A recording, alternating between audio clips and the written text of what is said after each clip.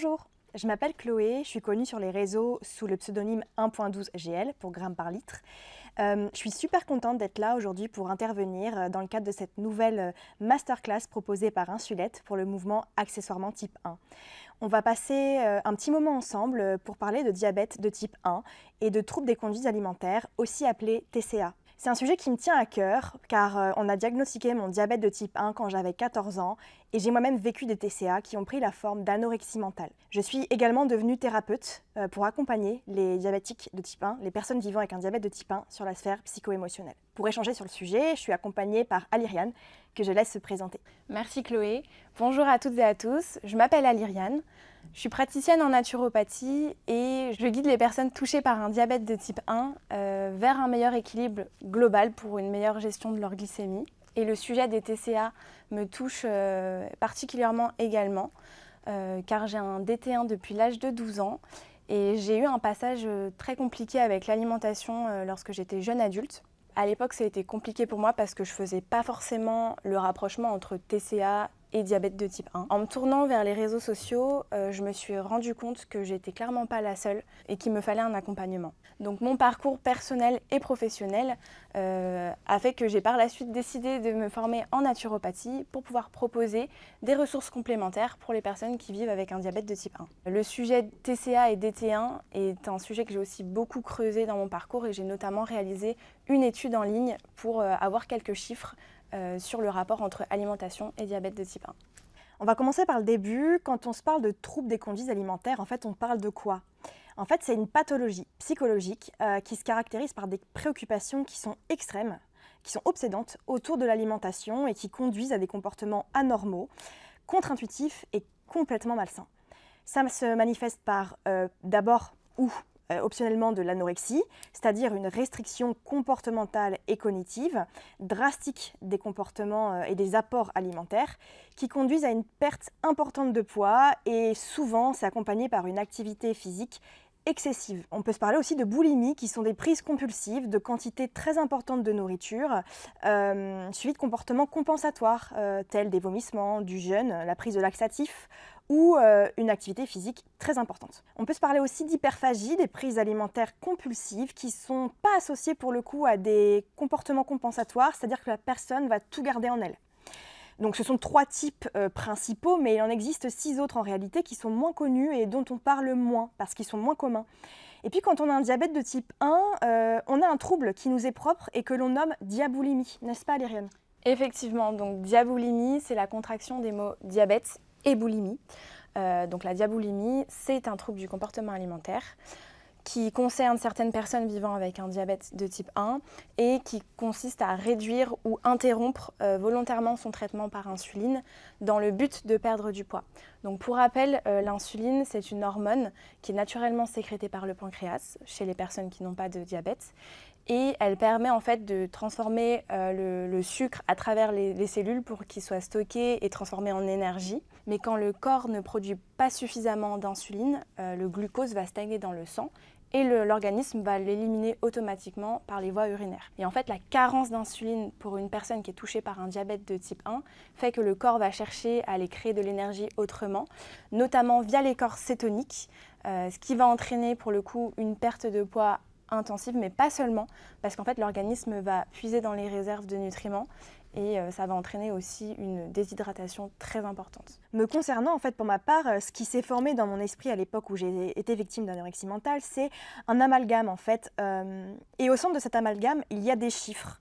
Ma pensée, c'était la suivante, moins je vais manger, moins je vais avoir besoin d'injection d'insuline. Et du coup, par ce biais-là, je peux avoir un contrôle total, en fait, sur mon diabète et en plus, je maigris. Donc, bingo. Je vais partager avec vous ma propre expérience de vie avec l'anorexie mentale. Un jour, je me suis résolue à aller voir une psy parce que j'étais complètement à bout, j'étais épuisée, j'étais affamée, j'étais sous-alimentée, on va pas se mentir. Et à partir de là, j'ai commencé à comprendre qu'il y avait vraiment un problème entre mon diabète de type 1 et mon hyper-contrôle en fait. À cette époque-là, je pensais vraiment que c'était un rapport win-win, gagnant-gagnant. En réalité, c'était une catastrophe pour mon esprit et pour mon corps, parce que tous les corps, et ça je ne le comprenais pas à l'époque, ont besoin d'être alimentés normalement pour fonctionner, pour vivre.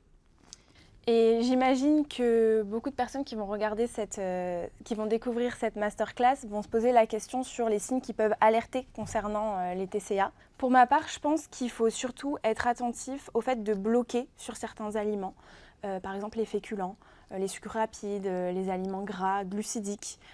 Faut aussi se poser des questions si on commence à se sous-doser, volontairement ou pas, ou à ne plus suivre son traitement. Et tous les comportements sont intéressants à observer. Par exemple, quand on se prive ou au contraire quand on se jette sur la nourriture avec zéro contrôle, tout ça, ça va créer un déséquilibre au quotidien avec une souffrance que le corps aussi fait ressentir.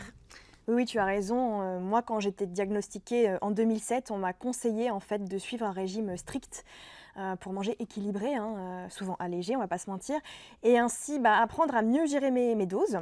Mais le problème, c'est que quand on pose des cadres et qu'on impose des protocoles, on induit un stress et une tension. Et in fine, en fait, ça, c'est la genèse de la naissance des troubles des conduites alimentaires. Aujourd'hui, les choses évoluent, heureusement, il y a des stratégies alimentaires très intéressantes et des choix à privilégier. Et oui, et globalement, en fait, les professionnels tiennent un discours différent. On peut tout à fait tout manger comme tout le monde, à condition de savoir adapter en conséquence nos doses d'insuline.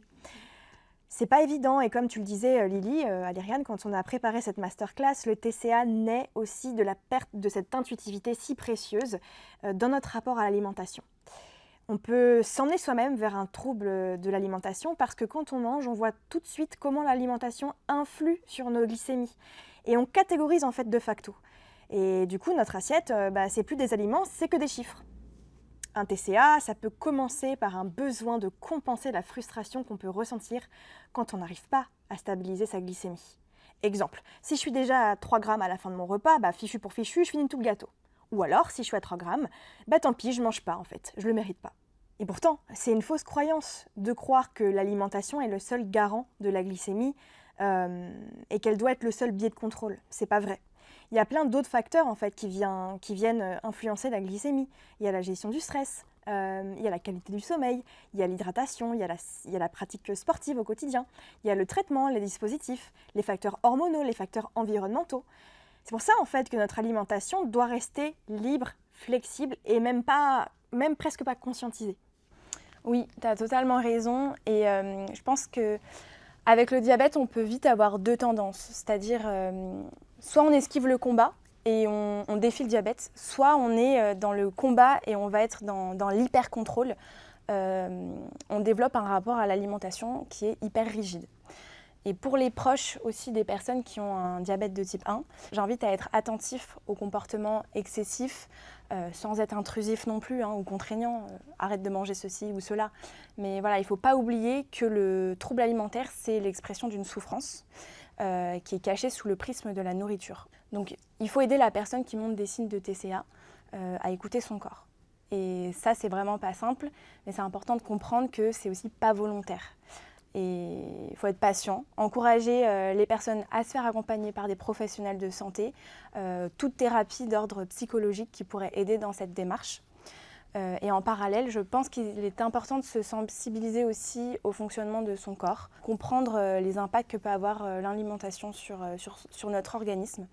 Le corps, il a une capacité de régénération exceptionnelle et c'est important de le soutenir et de lui faire du bien.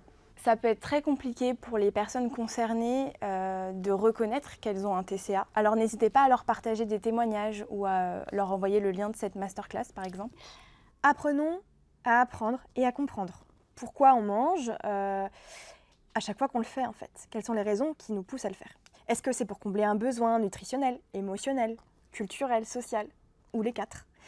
Ce qui provoque le TCA, c'est la manière dont on a développé le rapport à l'alimentation après l'annonce du diabète de type 1. Il faut vraiment faire attention à ça, à la manière dont on aborde le sujet et surtout, il ne faut pas diaboliser les aliments en interdisant certains, par exemple. La distinction aliments bons, aliments mauvais, elle ne veut rien dire. Apprenons à se réapprendre et à se re-regarder parce que quand on souffre d'un TCA, on ne voit plus son corps tel qu'il est réellement et on ne comprend plus ses besoins. On ne comprend pas qu'on est un ensemble.